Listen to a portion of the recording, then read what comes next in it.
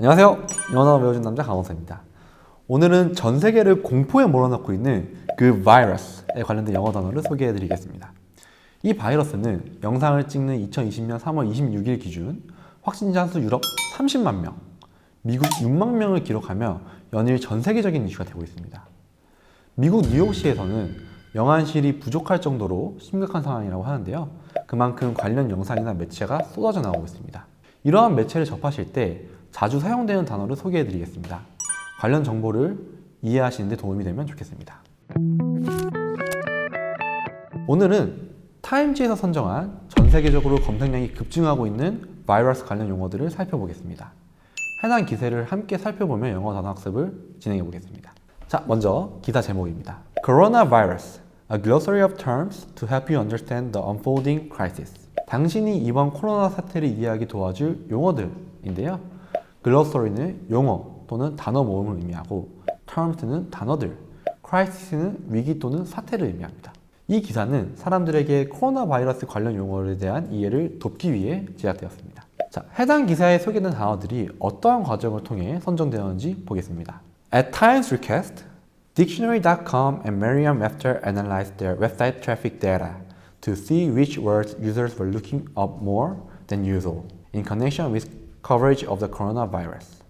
타임지의 요청에 따라 코로나 바이러스 보도 자료나 매체에 연관된 단어들 중 유저들이 Dictionary.com과 Merriam-Webster에서 더 자주 쓰이는 단어를 선정하였다고 합니다.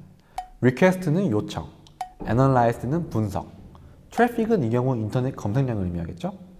Looking up은 검색, In connection with coverage of the coronavirus는 코로나 바이러스와 관련된 보도 또는 매체라는 의미입니다. 커버리지의 경우 인터넷 기사를 포함한 기사, 뉴스, 리포트 영상 등 신문이나 TV, 라디오에서 다뤄지는 언론 보도 내용을 의미합니다. 그러면 본격적으로 관련 용어들을 알아보겠습니다. 먼저 바이러스의 명칭이 코로나 바이러스의 유래에 대해 알아보게 되는데요. 기사에 의하면 The scientists who in 1968 came up with the term coronavirus thought that under a microscope the virus they were looking at resembled a solar corona, the bright, crown-like ring of gases surrounding the sun that is visible during a solar eclipse. 1968년 코로나 바이러스를 발견한 과학자들은 현미경으로 본 바이러스가 태양의 코로나를 닮았다고 하여 그 이름이 붙었다고 합니다. 태양의 코로나는 이식돼 태양을 감싸고 있는 밝은 왕관 모양의 가스층입니다. 참고로 코로나는 왕관을 의미하는 라틴어근 영어 단어입니다. 코로나 바이러스의 바이러스는 라틴어에서 온 단어로 독이라는 의미를 지니고 있습니다. 또한 외신에서는 코로나 바이러스를 COVID-19으로 부르기도 하는데요. COVID-19는 Coronavirus Disease Detected in 2019, 즉 2019년에 발견된 코로나 바이러스 질병이라는 의미입니다. COVID-19는 영어 단어 생성 유형 중 앞글자를 줄여 만든 두 문자어 acronym임을 알 수 있습니다. 실제로 어떻게 사용되는지 영상을 통해 보시겠습니다. In the following months, it spread to other countries, with cases doubling within days. This virus is the severe acute respiratory syndrome related coronavirus 2 that causes the disease called COVID-19 and that everyone simply calls coronavirus. 공교롭게도 코로나라는 이름은 유명 맥주 브랜드 코로나와 이름이 같습니다. 해당 맥주병의 레이블에 커다란 노란색 왕관이 있는 걸 볼 수 있는데요. 코로나 맥주는 미국에서 가장 많이 팔리는 맥주입니다. 올해 3월에 코로나 제조사는 코로나가 곧 상륙합니다 라는 광고 문구를 미국에 내놓았습니다. 공교롭게도 이때 미국의 이 바이러스가 본격적으로 확산이 되며 미국인들에게 큰 지탄을 받은 웃지 못할 해프닝이 벌어집니다. 광고 문구에 보이시는 Coming Ashore Soon에서 Ashore는 해안, 물가를 의미하는데요. 접두사 on은 무엇 위에를 의미하는 on, shore는 해안을 의미합니다. 따라서 coming ashore는 해안가 위에 곧 온다, 상륙하다는 의미가 되는 것입니다. 접두사 a가 on의 의미를 지니는 다른 예시로는 afoot, alive, asleep 등이 있습니다. afoot은 진행 중, alive는 살아있다, asleep은 자는 중이라는 뜻인데요. 무엇 위에 또는 하는 중 정도로 이해하시면 되겠습니다. 관련하여 미국에서는 수많은 패러디 광고와 SNS 게시물들이 올라오고 있습니다. 한번 감상해 보시겠습니다.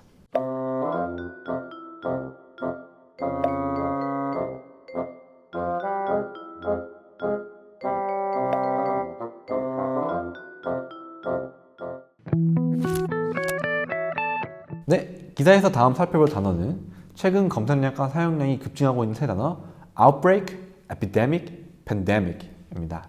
기사를 살펴보시면 These are crescendoing terms. 이 단어들은 점차 검색량이 늘어나고 있다라고 하는데요. 여기서 crescendo는 점점 세게를 의미하는 음악 용어입니다. 어렸을 때 피아노 학원 악보에서 많이 보신 기억이 있지 않나요? 이 세 단어는 전염병의 발병과 관련이 있는 단어들인데요. 기사에 의하면 Outbreak is a sudden rise in the incidence of a disease which is usually confined to one area or group of people.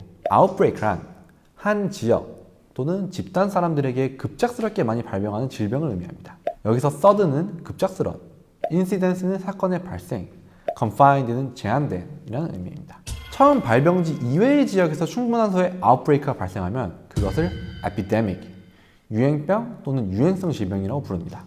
epidemic이 세계적인 형상이 되면 그것을 pandemic, 전국적 또는 전 세계적인 전염병이라고 부르는데요. 세계적인 수준인지 누가 어떻게 판단하냐고 여쭤보실 수 있는데 그것에 대한 명확한 기준은 없다고 합니다. 세계보건기구인 WHO에서 3월 12일 이 바이러스의 위험 정도를 세계적 대유행, 즉 팬데믹으로 선언하였습니다. 선언하기 하루 전인 3월 11일 전 세계 감염자 수는 12만 명, 사망자는 4,300명에 달하는데요. 2주 만에 확진자 수가 3배가 뛰었으니 이 바이러스의 전염성이 얼마나 높은지 알 수 있습니다. 아웃브레이크의 경우 밖으로의 아웃과 부사의 break가 합쳐진 복합어입니다. break란 단어에는 물리적으로 무언가를 세게 터뜨리다 또는 부수다라는 의미가 있는데요. 따라서 outbreak는 급작스럽게 분출되다, 터져나가다라는 의미를 가지고 있습니다. out과 break 모두 과격한 느낌을 담고 있는 단어입니다. 연관 단어로는 outburst와 breakdown이 있습니다. outburst의 경우 burst는 폭발하다, 터지다라는 의미를 담고 있는데요.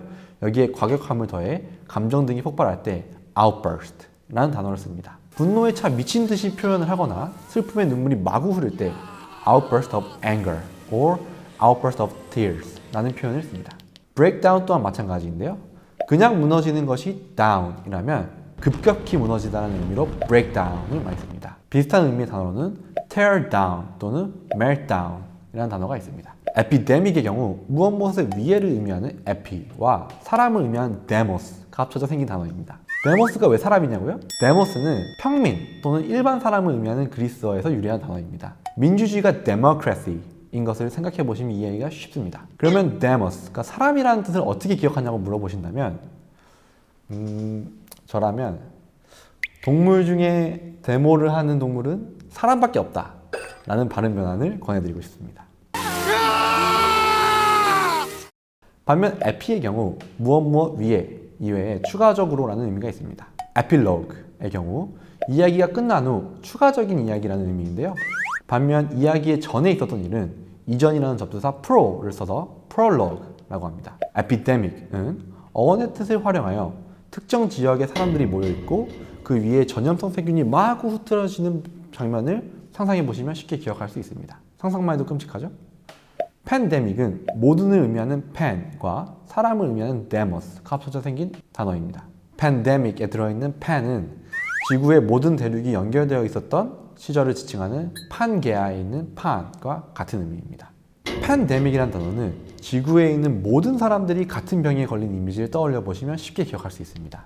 Outbreak, Epidemic, Pandemic 순으로 병에 걸린 사람의 수와 범위가 넓어진다는 정도의 차이를 이해하시면 좋겠습니다. 자, 다음은 격리를 의미하는 단어인 quarantine과 isolation입니다.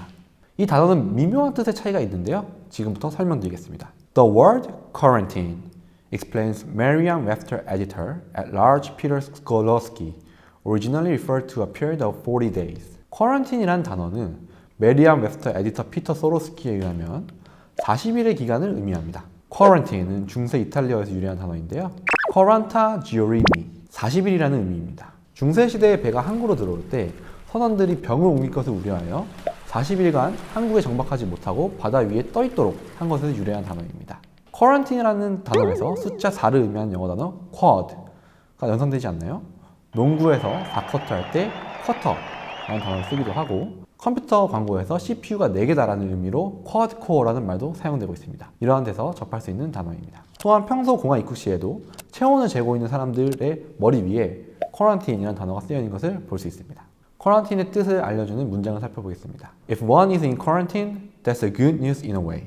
The word typically describes the confinement of people who appear healthy but could have the disease. 만약 누군가 쿼런틴 되어 있다면 그것은 어떻게 보면 좋은 소식입니다. 왜냐하면 보통 건강해 보이지만 병을 가지고 있을 만한 사람을 격리한 것을 의미하기 때문인데요. 이 문장에서 describe는 묘사하다, confinement는 가두다라는 의미가 있습니다. 다음은 isolation에 대한 설명입니다. When someone is determined to be sick and is kept apart from others, that is known as isolation. 만약 누군가 아프다고 판정이 나서 타인과 분리되었다면 그것이 isolation이다 라는 의미인데요. isolation은 고립, 분리라는 의미를 갖고 있습니다. 즉, quarantine은 멀쩡하지만 감염의 위험이 있는 사람을 격리시키는 것이고 isolation은 감염이 확정된 사람을 격리시키는 것을 의미합니다. 비슷하지만 중요한 의미의 차이가 있는 것이 보이시나요? 감염 의심자는 자가격리, self-quarantine을, 감염자는 self-isolation을 해서 추가 감염의 피해를 막아야겠습니다. 마지막으로 알아볼 단어는 사회적 거리두기인 social distancing입니다. 단어의 의미 그대로 받아들이면 되는데요. 전염병의 경우 급격한 확산을 막는 것이 최우선입니다. 왜냐하면 확진자 수가 급격하게 늘어나면 그 사회에서 감당할 수 있는 의료 체계에서 그 환자들을 전부 감당할 수 없게 됩니다. 그렇게 되면 누가 살고 누가 죽을지를 선택해야 되는 끔찍한 상황이 벌어지기 때문인데요. 사회 구성원들이 이러한 끔찍한 상황을 막기 위해서 할 수 있는 방안이 바로 social distancing입니다. 한번 기사로 살펴보겠습니다. As the COVID-19 outbreak has grown, various local and national health officials have suggested social distancing measures to slow the spread of a disease. 코로나 바이러스가 급격히 확산되자 보건의료 당국은 확산 속도를 늦추기 위해 사회적 거리두기를 제한했다라는 문장입니다. 확산 속도를 늦추는 것이 사회적으로 왜 중요한지 추가적으로 궁금하신 분은 오른쪽 상단의 영상을 참고해주세요. 네, 이렇게 해서 바이러스와 관련된 8개의 단어를 알아보았습니다. 기사 전문에는 약 20개의 단어들이 소개되어 있는데요. 기사 링크는 아래 댓글에 달아놓을 테니 추가적으로 궁금한 내용이 있으신 분들은 확인해보세요. 이 바이러스와 관련해서 최근 수많은 영상들이 있습니다. 그중 영어 학습에 도움이 될 만한 영상을 추천해드리겠습니다. 첫 번째 영상은 외신과 해외 국민들의 극찬을 받으며 유튜브 조회수 200만 뷰를 넘긴 강경화 장관의 BBC 토크쇼 인터뷰입니다. 강경화 외무부 장관님의 명확한 발음과 군더더기 없는 어휘 구사력이 돋보이는 인터뷰입니다. 여기에 바이러스 확산 방지를 위한 국내 의료진과 정부의 노력을 전달해서 수많은 사람들의 찬사를 받고 있습니다. 두 번째 영상은 사회적 거리두기의 중요성을 강조한 미국 감염병 전문의의 연설입니다. 일반인들에게 사회적 거리두기가 모두의 건강을 위해 왜 중요한지를 쉽게 설명해 두었는데요.